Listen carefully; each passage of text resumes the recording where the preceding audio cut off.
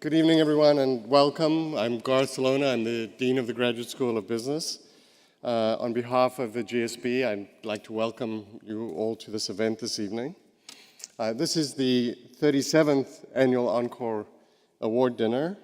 Each year, the award is given to the Entrepreneurial Company of the Year, which demonstrates the spirit, innovation, and culture of the companies that have been springing up in Silicon Valley since the late 1970s. I'm delighted to congratulate Netflix and CEO Reed Hastings, who's MS88, on being the recipients of the award this evening. Please join me in giving them a round of applause.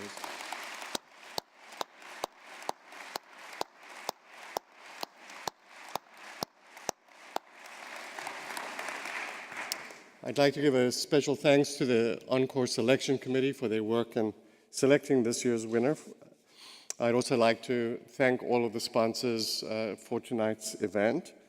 In addition to welcoming many of our GSB alumni here this evening, we have a number of engineering school alums, and I welcome you to this event as well.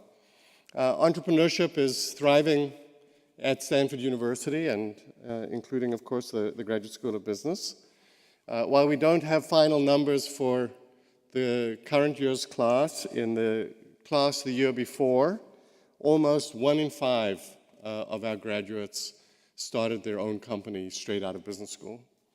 So that's, for those of you who know what these trends look like, a big increase from prior years and very much an upward trend over time. In addition to that, another about quarter of the class took jobs in the technology sector. So if you put those together and then you add finance jobs in tech, it's almost 50 or 60% of the class going into technology at the moment. We have not seen numbers like that since 1999. I'm just saying, make of that what you will. We continue to innovate ourselves in entrepreneurship, and I'd like to share with you just a couple of examples of things we've done recently to be entrepreneurial ourselves on the global front. Last week, we launched a section of our course which is called Startup Garage, and what differentiated the course this year is we offered it in a classroom that we have in the Night Management Center, which is a highly immersive classroom. Half of the classroom is here on the Stanford campus. The other half of the classroom, which you see through a screen in front of you, is in Beijing. And the class was taught as a combined class of Stanford students and students from Peking University who were combining in multidisciplinary fashion around startup ideas across 2 different continents. So that's, I think, a sign of the times. The other example I would give you is a program we call Stanford Ignite. Stanford Ignite started as a program we used to call the Summer Internship for Entrepreneurship, for those of you who remember SIE. That was a program that we offered at the business school for graduate students at Stanford who are not in the business school. The idea being, if you have something great in the lab, it might be a good idea to get a little bit of the management on the way out, and we've now taken that program globally. And again, that's a program we're able to offer globally because we beam our faculty out in most instances from the Night Management Center into wherever they are. And we started a program last week again in Beijing. We've had a program going for about a month in Santiago, Chile. We've been in Bangalore, India for several years. We've been in Paris for a few years. We will go to Sao Paulo and New York City next year. And so that's another example of how we're able to increase our reach in entrepreneurship thanks to educational technology. In all of these activities, whether they're here or abroad, we rely on the ecosystem that we're part of. People come into our classes, they mentor students, they help advise students in a variety of ways. They're guest speakers. We write cases on them. So we couldn't do what we do without this ecosystem that we're part of. And so I want to thank all of you for whatever you do to help us in those endeavors. So thank you very much. And with that, it's my great pleasure to invite up Jeff Yang, co-founder and partner at Redpoint Ventures. Jeff is an MBA from our class of '85 and the chairman of the Encore Award Selection Committee. Please join me in welcoming Jeff to the stage.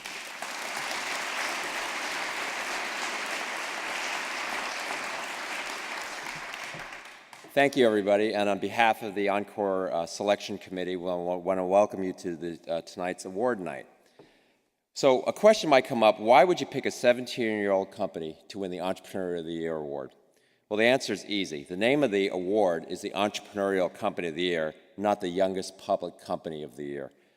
And as you hear later, Netflix, we think, is one of the most amazing companies because it's gone through so many different iterations to get to where it is now. And I can't imagine that even someone as visionary as Reed Hastings could ever have imagined running in an Emmy Award-winning content company when he first started Netflix in 1997. And that's really why we chose Netflix. Netflix has gone through many iterations to where it's gotten now, to where it is now, and we chose them for their constant reinvention and entrepreneurial spirit. We believe that a company can be entrepreneurial regardless of its age since inception, and we think Netflix is the prime example of that. So without further ado, I'm going to run a short reel telling you a little bit about Netflix, get you all excited, and then we'll bring up its founder, Reed Hastings.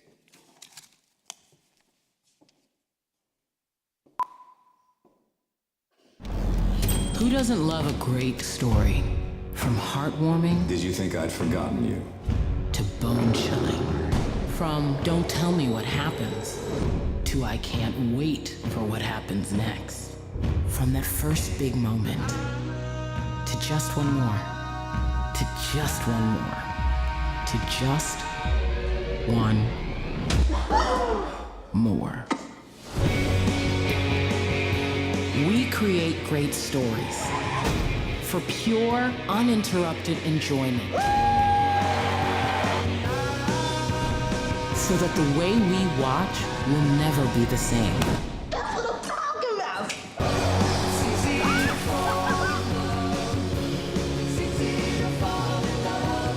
This is storytelling as it was meant to be.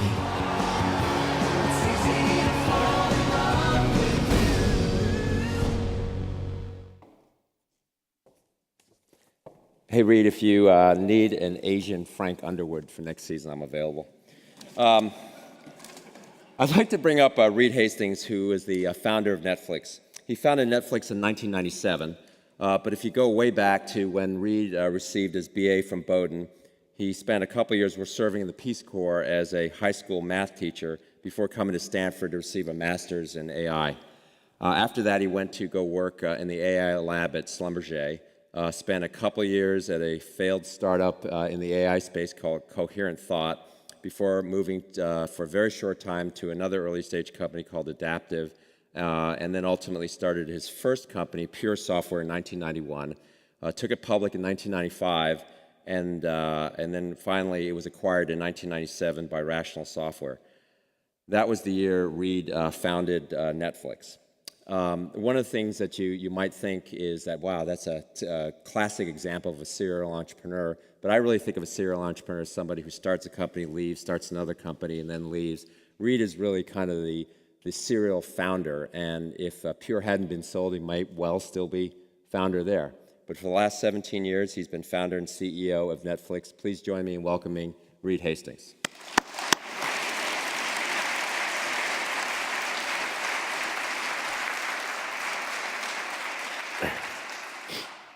Reed brought his tissue box in case he started crying. Up. Yeah. So let me first start by asking you, how does it feel to be here? You have some familiarity with the award. It's extraordinary because I was going to give the dean a hard time because when I was a computer science graduate student here, I tried so hard to cross-list in the business school to do the entrepreneurial course and was turned down. So it's very sweet to be here tonight. My guess is if you apply again, you'll get in. Yeah, I'll try. We'll see. We'll see. And then when I started Pure in '91, the then venture capitalist Andy Ratcliffe took me to this event, and I remember so amazing. And over at the Menlo Circus Club, and I was an engineer in a T-shirt with a new product, and here was, the Stanford Business School Award, and Philippe Kahn had won that year, and did an amazing presentation, and he's, full of life, and it was just incredible. And so when I heard that Netflix had got it this year, it was very, very touching. Well, it's very well deserved. Maybe you can spend a couple minutes talking about Netflix, and most people, many entrepreneurs start in one area and one discipline and kind of linearly progress to the other. I mean, you started a design tools company and then an entertainment company. I mean, talk a little bit about where the lines fit or don't fit, and what was your thinking when you first started the company? Well, the first company, Pure Software, was a Unix software tools company, and it got acquired, and then you've got a long waiting period, regulatory period. And so my co-founder, Mark Randolph, and I were kicking around, various ideas on what to do. One of them was rental. And a third friend of ours told us about DVD.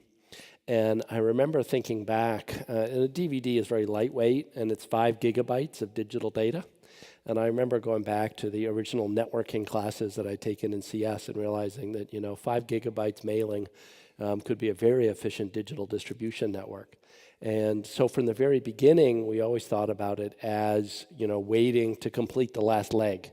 We had the web interface and building up a subscriber base on DVD, and then eventually the internet would be fast enough to be able to not be dependent on the post office, but be dependent, instead on the internet. So it was there right from the beginning, which is, I joke that that's why we named it Netflix and not DVDbymail.com.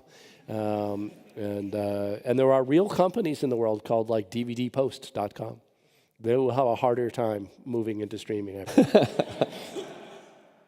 So you started the company in '97 in Scotts Valley with people stuffing DVDs in envelopes, and now you're streaming videos on a worldwide basis. Talk a little bit about, the challenges, the different stages between then and now, and some of the challenges you faced along the way.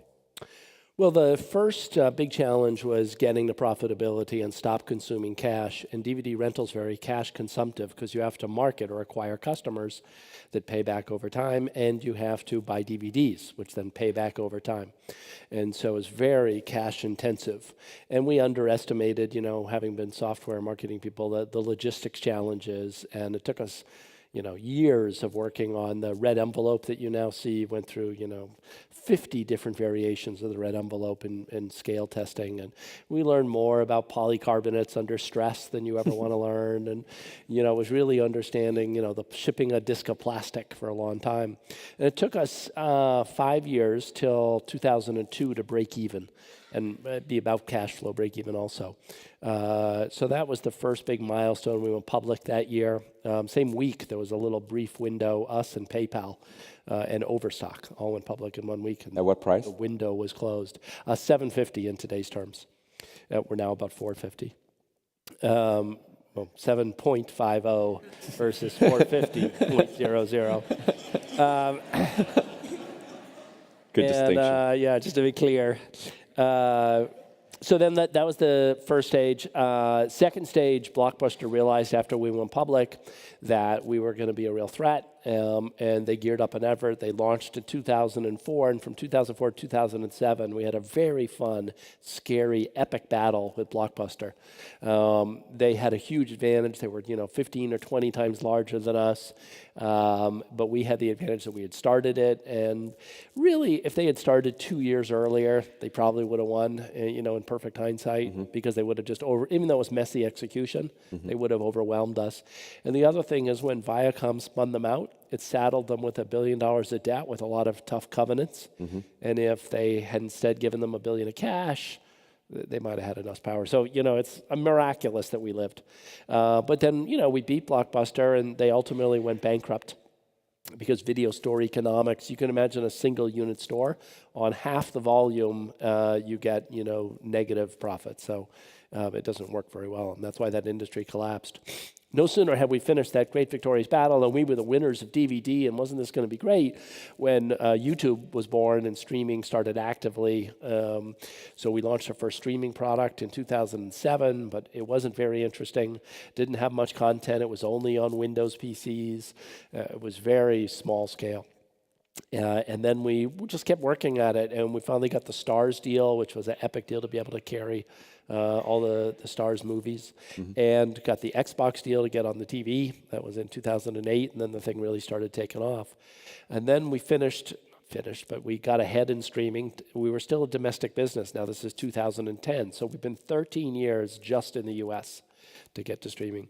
But now with streaming, we could expand internationally without having to deal with, British Post and Canada Post and, French Post.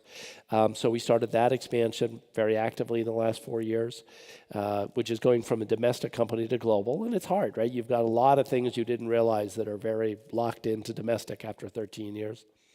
And then the expansion to new original content, which is like other cable networks. So if you look at FX, if you look at HBO, AMC, they all start on other people's licensed content and then try their hand at producing original content.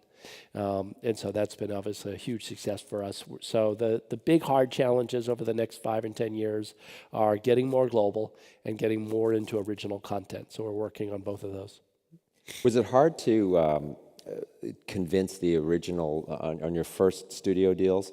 How hard was it to convince them that streaming was going to be okay and that their rights would be protected and that there was an economic model for them? Because you really changed the way they think about their business, right? Yeah, the very early deals were with minimum guarantees to them that killed us, but we just had to pay it.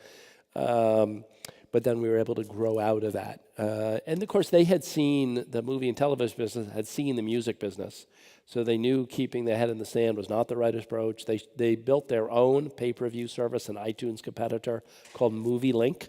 And they started that in 2001, way before there was a market. And so, that media group in movie and TVs did not want to be like their brothers in the music business. So there was a lot of motivation to experiment. And then we became another bidder where we bid against HBO. And so the artists do better because it's raising the price. The content owners do better because we're another bidder. They probably at first thought that you were the devil, and now you're the knight in shining armor with the big checkbook. Yeah, they still think they always want more. It's a normal supplier relationship. And now, with originals, we're sort of going around them to developing brands on our own. And the big difference with original content, it's still a third party that's actually on set and on location, and we're not on set that much. But we do the brand creation when it launches. So you have to take something like Orange is the New Black, which is unknown, or Marco Polo that we have coming out in December, and it's an unknown series, and then make it really big and give it. So the big change is us launching and creating global brands. And then it's a mix of the talent, the history, the storyline. So how did you decide to get into content? Up to this point, you're really primarily a distribution company. Is it a hard leap to go into content? And how did you convince your board that it was the right idea? Yeah, one of our long-term executives, been with us since 2000, Ted Sarandos, really gets all the credit for it. He's the one who taught the rest of us that here's what cable networks do, and look at this and how they grow into originals. And back in 2010 is when we launched or commissioned the first one, House of Cards, which is even before the whole Quickstar incident. And so it definitely helped us, but they're long legs. So it was 4 years ago when we had to make the decision on House of Cards. Wow. And your success rate's quite high. I mean, you've had 31 nominations, 7 Emmys, and last year alone you had 14 nominations and 3 Emmys. I mean, by any metric, a very high hit rate. What's your secret, and what are you going to do when you get a flop? Look, if we don't push hard enough, we need to have a flop every now and then. It's somewhat the advantage of being a demand creation platform. And so Hemlock Grove, we just commissioned season 3. Lillehammer, we did season 3. So we've never had a canceled series in our history.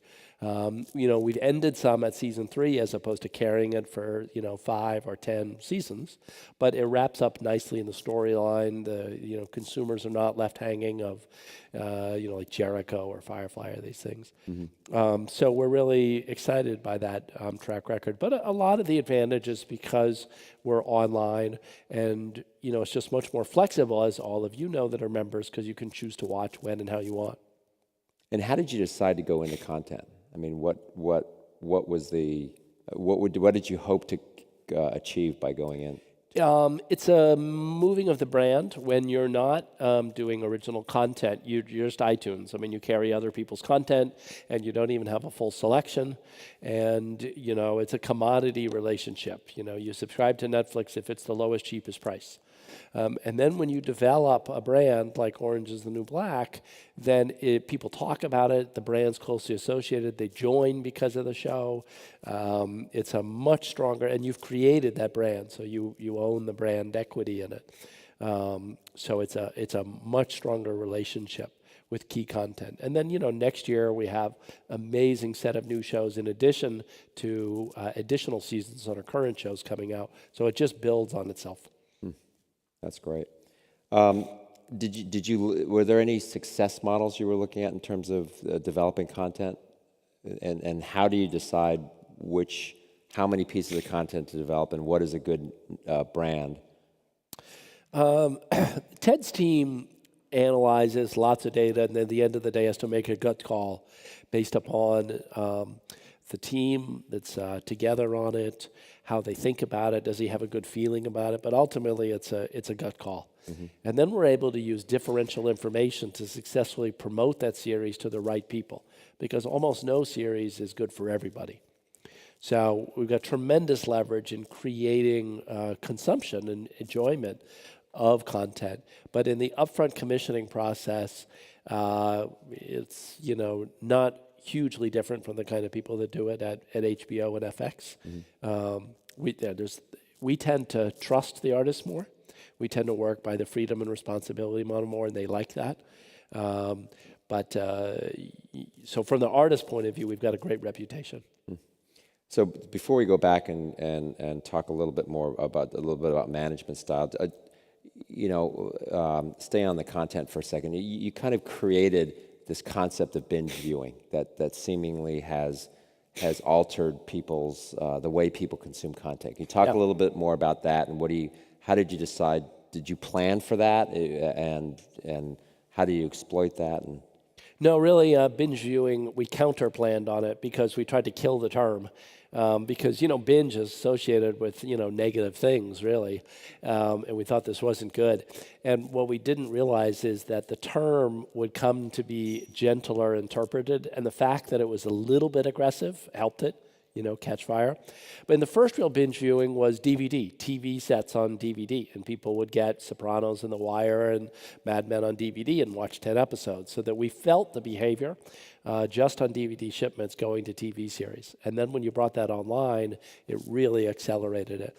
And when you think about it, when you buy a book, 10 or 15 chapters in a book, then it's not remarkable that you're allowed to read 3 chapters one night, 1 the next night, and 5 chapters the next night. Yeah. That basic thing of human control of watching on your schedule instead of on the programmer's schedule, in hindsight, it's pretty basic.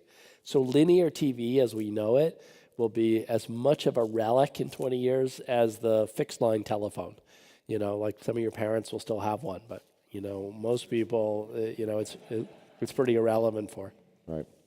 So let's talk a little bit about management style and philosophy. And yours seemingly has changed and evolved over the years. If you don't mind, talk a little bit about that. Especially talk about your concept of freedom of responsibility. Yeah. Up till 2002, all we focused on was survival. And then once we got public and were profitable, we started thinking, wow, this thing might last.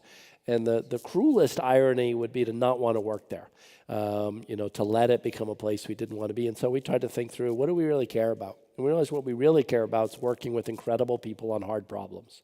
and that was the essence. And we should organize everything around supporting that, of working with just incredibly talented people. And so that led us to freedom and responsibility, because incredible people don't want to be micromanaged. And the idea is that we manage through setting context and letting people run. And you got to have the right people. You got to reinforce that with values, setting context about what the company is trying to achieve. But the idea is to build a system where amazing amounts of service improvement happen in the marketing, in the content, in the technology, in the user interface, without direct intervention of me. And so some companies operate by, the product genius at the top, and we all know these companies, and this whole motif of, to be a great CEO, you've got to be the great product person who really, and it's intoxicating and fun. But you're building incredible amounts of dependence on yourself. And eventually, how well I know how Turkish consumers consume Netflix, it's not that well. And so you're much stronger, obviously, building a distributed set of great thinkers. People know that, but in the past, what they've done is try to make everything a process. They said, okay, I don't want it to be a genius, so we're going to organize a process for everything. And once in a while, you heard, we're going to dummy-proof it. It's going to be such a good process that anybody, this was the IBM thing. And then if you dummy-proof the process, you only get dummies to work there, to do the process. And so that's why we're so, opposed to that. Instead, so focused on giving people great freedom, realizing there'll be mistakes, but there'll be a lot of positive achievement too. So can you give some examples of that? I mean, you talk about it generically, and it sounds great, but what are some specific examples? So I take pride in making as few decisions as possible as opposed to as many as possible. And so when something significant changes in the content, or the House of Cards purchase, Ted explained it. It was a huge purchase at that time. It was a half an hour conversation. We went back and forth. I said, are you really sure it's a great bet? Yes, let's do it. It wasn't like me reading the script and me meeting with Kevin Spacey and, or equivalent examples on the marketing, or equivalent examples on the product and the evolution there. So it's creating a sense of, I want to make a difference and I can make a difference. And if that's what the leader gets excited about, is that other people are making a difference and you've got the right people. You got to be super demanding. So one part is freedom and responsibility. The other part is a high performance culture, where we say adequate performance gets a generous severance package. And so, we look at it and we say, we want to be like a Major League Baseball team. And, you've only got so many positions on the field. And if everyone is not incredible at what they do, then you're not going to win. So you turn over a lot of people. And so we turn over a lot of people. We feel like, we give people a fair shot. And we hire pretty openly, and they know what they're getting into. But we're looking for people for whom freedom and responsibility works, because they do incredible work. So if you don't make that many decisions, would it be okay if the board paid you on a number of decisions made basis? Yes. So now that you're a global.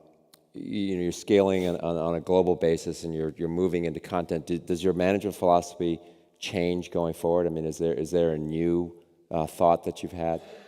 No, there's little issues, like we have a thing about no vacation policy, and we don't care whether you work 8 hours a day or 14 hours a day. We care what you get done, and we love someone who's working 5 hours a day and gets done a ton. But this runs afoul like of French law and cultural expectations. So if you've got employees in France, like, what do you mean there's no vacation? It's illegal. And so, we're having to make some adjustments to European sensibilities. There's some things.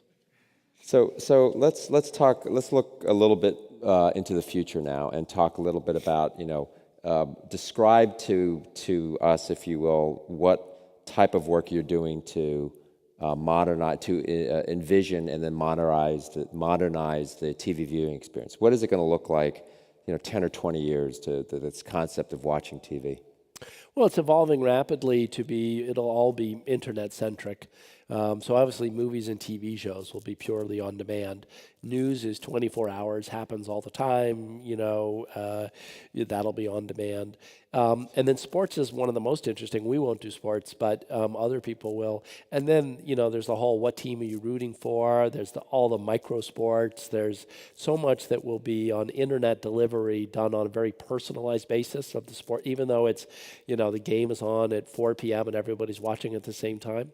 The experience people get can be enhanced a lot through personalization. So I think there'll be a lot of great work done on the internet for sports. Obviously, there's Watch ESPN and simply being able to carry it anywhere. That's the first step. Right. And do you think people will be watching on TVs, or do you think they'll be watching on tablets or PCs or phones? Do you think they'll be watching in groups or alone? Again, if it's an Android TV or an Android tablet, so think of the future TV as just a very large iPad. It'll be, 2 meters big and it'll cost $1,000. And it's going to be, the cost of the semiconductors in screens is getting less and less. And so there's not going to be a TV market separate from the phone market and tablet market and laptop market. They'll all have similar operating systems, similar interaction patterns. A lot of the time you'll use your mobile phone as the remote control for life. Your mobile phone will be how you open your car. It'll be, how you control temperatures in your house. Many of you are doing this already. But these will be very mainstream things in 10 or 20 years, and it'll be how you choose content. You'll choose and then just flick it to the big screen in a lot of ways. So you won't care the screen size per se any more than you care about, a 5-inch iPhone is different from a 4-inch or. So let's talk about the nature of content. So one of the things you said is you think a lot of the content will be consumed on an on-demand basis. So what does that mean for how do you think things evolve from an ad-supported model to a subscription model, and talk a little bit more about that? Yeah, we're like HBO in that we're no ads. There'll be other people that are more like AMC or FX that have ads. So, there's a mix of different business models and preferences, and everyone will segment a little bit. So, YouTube, Hulu, et cetera, will do the ad-supported part. But, the main thing is that whether it's ad-supported or on us, it's not a programmer choosing, you can watch this show Thursday at 7 o'clock. That model, is going away for movies and TV shows. How about the cost of content development? In some sense, it's kind of the golden age for scripted television, but the price tags are becoming enormous. I heard today that Gotham was $15 million to do the pilot, or Game of Thrones is like $12 million an episode. Where do you think that slows down, and will it continue, and how do you think about it as you greenlight new series? Roughly, what's your sense of Avatar's budget? $600 million. Okay, so by 2 hours. Yeah. So there's so much room to go in TV. Yeah. Okay, so, when, the entertainment business is a business of spectacle, and the budget, to answer your question, in TV will go up and up and up and up, because there's global distribution, there's a bigger prize, there's there's only so many brands someone in Switzerland is going to get to watch and to think about, I know about that, show brand, and I want to see it. And if you want to be one of those, then, having enormity of talent, of the set, the level of quality that goes into House of Cards or Game of Thrones, will just continue to rise. So, and how do you think about over the top? Do you think about it as something separate, or does it factor into how Netflix thinks about, how it delivers its experience, or what kind of content it delivers? Yeah, we just think about it as internet. So if you're a current TV guy, you like to feel like you've got a fortress, and then these bastards are coming over the top of the wall. But for us, it's just creating a great experience on an internet-connected screen, whether that's a phone, a tablet, a laptop, or a television screen. So as you look into the future, who do you consider are your friends, and who are the people who are maybe less than friends?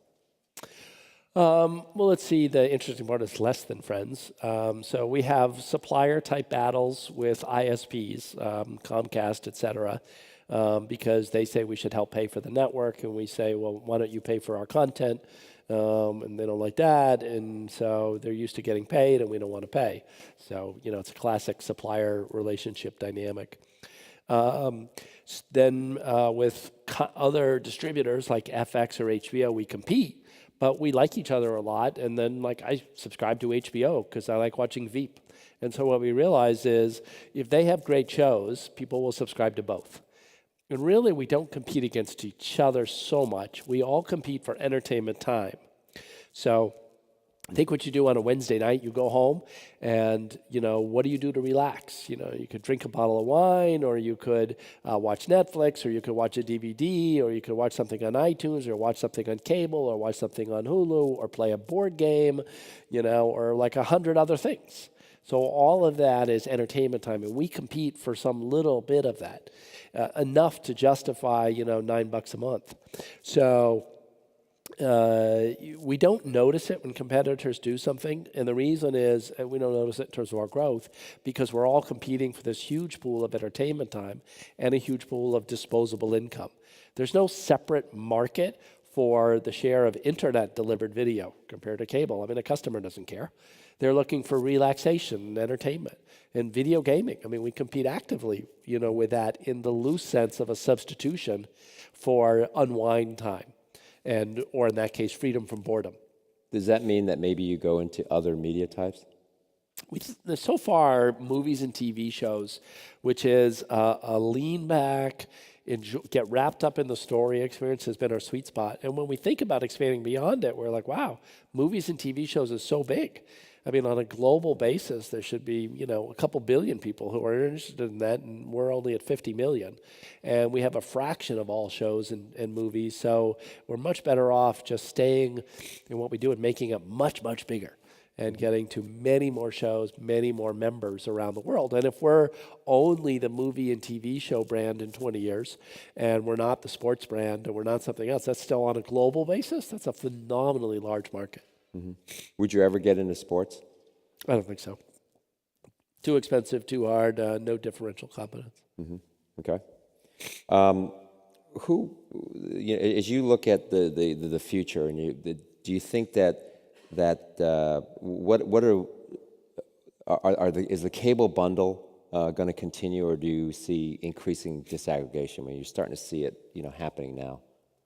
The likely case is that it mostly stays aggregated and drifts. It's about 100 million in the U.S. It's been 100 million for the last 3 years. And then it goes, 98 and a half, 97, ticks down. If you think of broadcasts like ABC, they've gone down 2 or 3 percentage points every year for 30 years. And they've managed the cost, and it's still a great business economically. Mm-hmm. It's less impactful on society, but it's a great business. So think of that as the likely case, as more and more young people in particular live an internet life. Right. So on a personal basis, who do you there are a lot of people who look up to you, and everybody says, well, we're the Netflix of X and Netflix of Y. And who do you look up to? As you were kind of coming up, who were your personal heroes? Well, interestingly, you mentioned the startup Coherent Thought that I worked at, when I was 28, and I worked so hard as an engineer writing code. I was there every night, all night, kind of thing. How hard can you push? And, I would build up over time on my desk this kind of gross set of coffee cups. And then, now and then the janitor would clean them all. And I learned that if I just waited long enough, I didn't have to clean them. The janitor would do them. And one morning I came in really early to work, 5 in the morning. And I walk into the bathroom, and there were all my cups being cleaned. And I looked up, and it was our CEO, Barry Plotkin, who was cleaning them. And so, it's early in the morning. I'm trying to understand the situation because I see him there scrubbing away. So finally, I just asked him. I was like, Barry, what are you doing? And he goes, I'm cleaning your cups. And I was like, have you been doing it the whole years? Yeah. And I'm like, and you never said anything? No. Why? And he said, well, you work so hard, and this is the only thing I can do for you. Wow. And I just thought, wow, we'll follow this guy to the end of the earth. And that's exactly where he led us. So what happened is he was an incredibly charismatic guy that didn't have a good market product fit vision. And we built an incredibly elaborate product. And we ultimately sold one copy of it to one customer, and they never installed it. So, it's a funny thing about leadership. You can be very personally compelling and high integrity, that's great, but you also got to lead people in the right direction, not into the Box Canyon. That's great. I'm going to take questions from the audience in a few minutes, so please think of some. So what advice do you have for young CEOs, just generally speaking, about you started many companies, just generally speaking, what advice would you have? And then in particular, talk a little bit about building culture and values and when is the best time to articulate it. I would say memorize the first 86 pages of Jim Collins' first big book, Beyond Entrepreneurship. Someone gave it to me in '94, and I've read it every year since. And the first 86 pages are absolutely incredible. And so that would be the very practical advice. Well, and then talk a little bit about building culture and values. Yeah, I think everyone tries to build culture and values at first. You have to stage it with a company to the degree that you're 20 people and you've got no revenue. It's sort of a very implicit culture. And, you spend time on, things that could kill you, like, product market fit, and that's appropriate. And then, later, if you're going to last, then you say, okay, how do we, make sure that as new people come in, the culture gets better? And one of the big things is probably this idea that you get better as you get bigger. So everyone implicitly has the idea that, you start sucking as you get bigger, more political, harder to get stuff done. And you have to actively fight acceptance of that and come up with very concrete examples where, like Netflix, is significantly better in culture than 3 and 5 years ago, and then 10 years ago and 15. And why is because we got more brains thinking about the problem. This is where Malthus really went wrong. So, of course, Malthus in the late 1700s said everyone's going to starve because you look at all the people growth and you look at the fixed agriculture. And he didn't realize that, basically as the people grew, the ideas to improve agriculture would also improve. And so we've had a massive explosion in agricultural productivity and the ability to feed 7 billion people, which he would be shocked by. Right. And it's the same thing in company culture, which is if you have more, if you have 1,000 really thoughtful people thinking about how to improve, you make more progress than if you've got 100. And so we are actually getting better as we get bigger. But it's constantly changing the frame of reference. That's really what the leader does, that this is possible and that, in fact, we should aspire to it and make it happen. That's great. I don't know if there's a microphone going around, but let me ask you one last question, which is, if you were, and we know you're going to be at Netflix for a lot longer, but if you were starting a new company, what area would you look at right now? Oh, that's an interesting one. If I were starting a new company, I'd probably try something in bio because it's a totally different area, and it's, there's the genetic revolution, over the next, 100 years, will be incredible. And sometime in that time period, there'll be various kinds of post-human life forms. And, we humans are very ego and species-centric, but, it may turn out that what gets done, and the race is between, alternative life and augmented humanity. And that when we can manipulate genetics so that you never get a cold, it's going to be an incredible world. So there's so much going on in that world. But, I would say anything that people are passionate about, because then each area is just really exciting when you get into it. Mm-hmm. Well, thank you. Reed's graciously offered to take some questions, so please. Yeah, sir.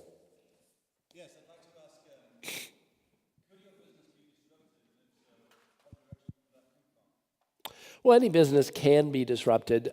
If you look at Kodak, it was film images for 100 years, and then came the digital revolution and knocked them off.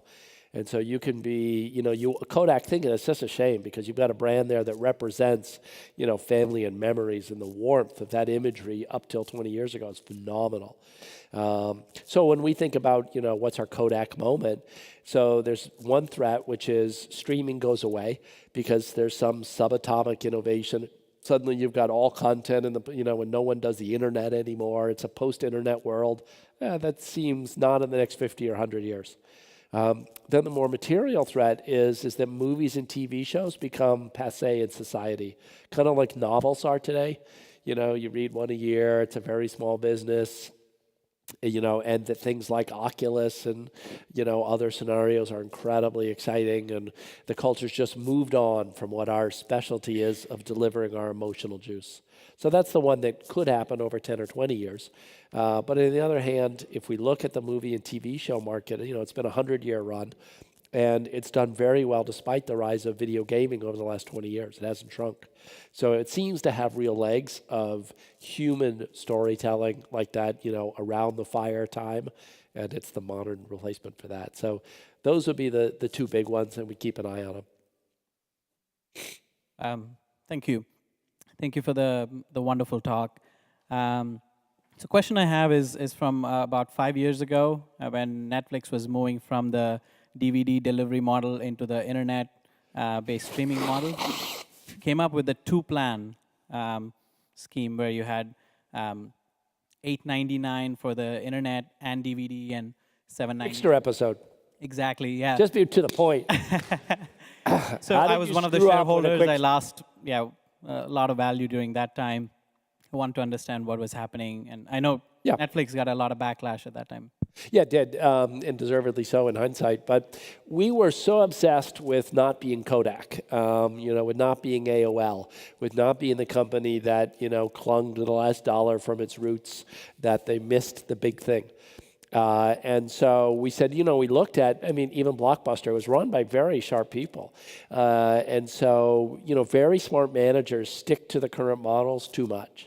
And we said, look, if there's a bias, we have to be more aggressive than we're comfortable. Because smart people, which they had been, make this mistake. So we would have a phrase that we have to be so aggressive it makes our skin crawl. And so then when the idea of splitting came up, it made our skin crawl. But we said, well, that's what we had to be prepared for. You know, we're the company that's going to be hyper aggressive. And in a perfect hindsight, the main thing we did wrong is not grandfathering the pricing. So if we had grandfathered so it wasn't an effective price increase, it would have been fine. But we missed that. We didn't do that. And so there was a huge uproar because we took 20 million U.S. households in the middle of the 2008 recession and gave them a 60% price increase. So then the mob effect and crowd effect kicked in, and we went from love to hated very quickly. And so, you know, in hindsight, it's kind of obvious. Like, should I give 20 million people in the middle of a recession a 60% price increase? You know, no. But, you know, we were blinded by this desire to not get trapped with DVD.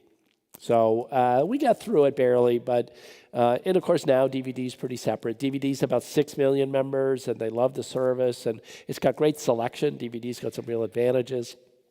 And then now we've got 35 million US streaming and about 15 million international.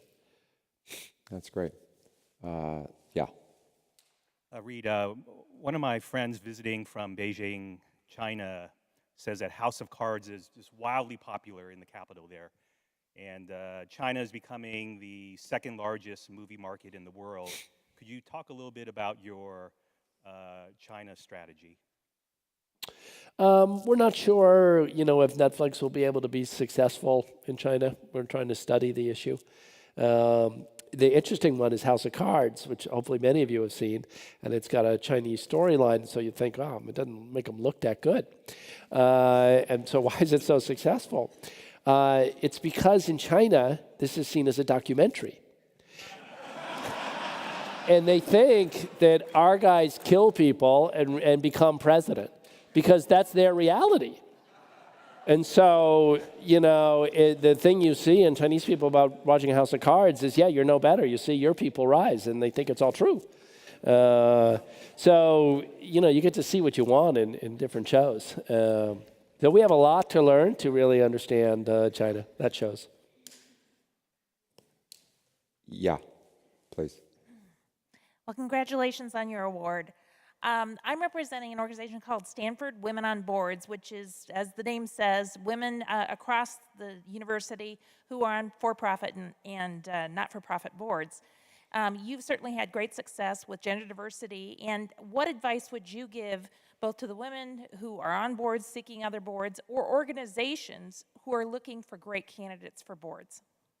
Yeah, it's a super tough issue, both on race and gender, because the people that get recruited for boards are people you're really comfortable with. And depending on your social circle and others, then you don't have as many African American or Hispanic or women executive roles, and getting the references is really hard. I've been really, I think I started, 20 years ago as a classic Silicon Valley. It's a meritocracy. It'll change. And I realize now that we need to make, really active efforts on building the connection networks, both in that case in your case, for female executives, but, it's broader, obviously, than just gender, because it's a very intimate relationship with the board. And so you bring people in that you really, really trust. And that takes an amount of time and comfort and exposure. And so it's a deep problem, which we'll make some progress on with expanding contact networks. Interesting, it's why I just joined the Hispanic Foundation of Silicon Valley, which is a great organization. But, what do I really know about the challenges for Hispanic people in America? Not a lot. But I'll be a donor, and I'll really get to know, the board and the other members, and make an active effort to say, oh, that's a person that could be an executive or a board member or something like that, or for my organization or for some other. And, we all need to make as much effort as possible on that, cross sector integration. So check back with me in 2 years, and I'll see if if we're as successful on the Latino side as we've been on the gender side. Sorry. Thank you so much for the talk. I have been super interested about your culture, so I want to ask a question in that regard. You talked about hire quickly and openly. You also talked about letting go pretty quickly. So how do you make sure during this very short time frame you ensure there's enough diversity, enough different ideas, so that not everybody inside looks just the same? I don't think we don't let people go quickly. In other words, it's not like, oh, one day you wake up. So, we try to think through, just as you would do on a professional sports team, is, you have one bad game, you're not out. It's a track record you build up over time. And then, if your leadership, your manager and their manager in HR think, you're unlikely to develop into the great player we need in that position, then you do get the package. That's the adequate performance. And, we try to select, and to answer your question, which is how do you not weed out essentially diverse ideas? The answer is we reward diverse ideas, and I'm often prizing people who argue with me or with others, to make it safe to do. And I don't think anyone would say, oh, if you disagree with senior management, that's what gets you out. But we need to live that in practice to make sure that people feel safe if they're good ideas. It doesn't mean that every idea is a good idea. And to the degree that you confrontationally brought up, 20 crazy ideas in a row, over 6 months, we probably would give you a package, because it's like not a great track record. But again, it's not an instantaneous thing. It's over a track record. Yeah. Sorry. Where's the mic? Norm? That's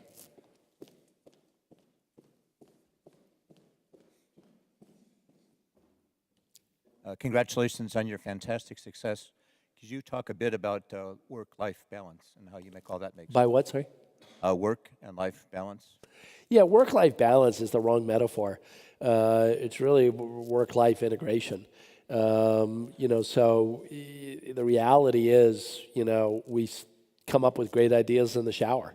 That's not work time, but it is really. And so I think each individual has to figure out in their situation, how do they stay healthy? How do they have healthy relationships? And we're super flexible on it. We tend to use pretty strict about meetings being just during the 9 to 5 day. And we think of office time as time to have physical in-person meetings. then beyond that, it's sort of how you run your schedule is up to you, back to the freedom and responsibility. And ultimately, we care, again, what you get accomplished, not like, do you also coach your kids' baseball team, which is fine.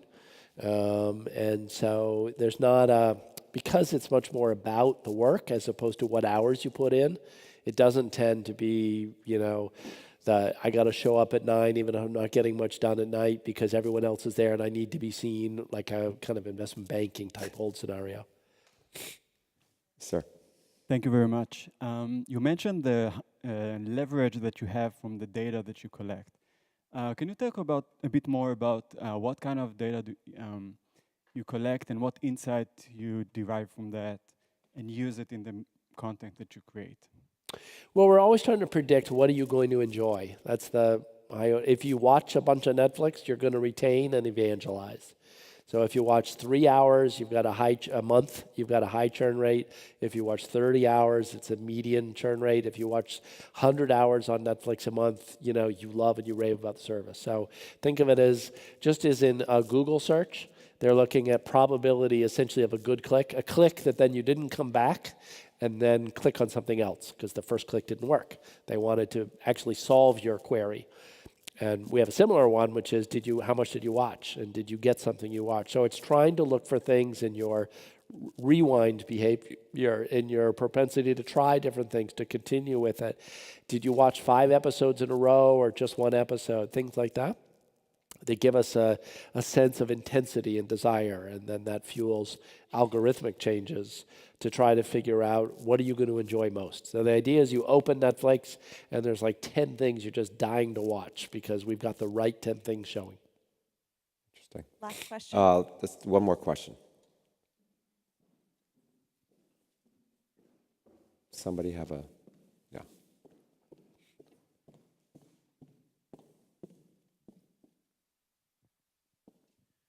Your leadership has been tested, and you've reliably responded over a long period of time.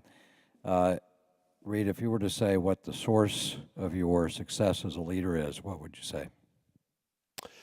I'm always interested in kind of core fundamental principles, and I've had a good ability to not get distracted by transitory things, how you're supposed to be, as opposed to just being able to be myself and the company to be able to be itself. And so there's a very strong sense of groundedness as opposed to let's figure out what other people are doing or follow the fad or that kind of thing. So that gets you through a lot, if you sort of stick to the fundamentals and are pretty good at trying to avoid both distraction and, false prophets.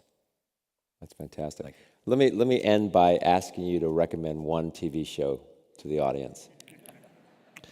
BoJack Horseman is a new show that just came out, and it's so darkly funny. I think you would all enjoy it, but it's humor right on the edge of social acceptability. Like, there's a joke and you're laughing and like, I should not be laughing at that. So if you like that kind of thing, it's sort of, like Entourage crossed with South Park, and it's fantastic.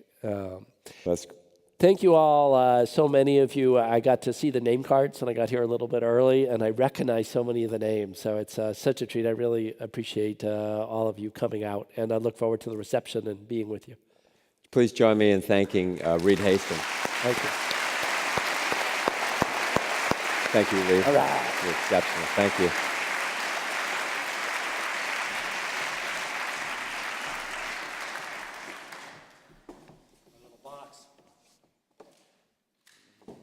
Thank you, Dean. This is to Congratulations. make up for the entrepreneur class I could never get into.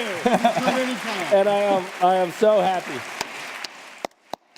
To everyone here who's been part of Netflix, it's a joint, amazing effort that's just such an adventure. So thank you for coming tonight.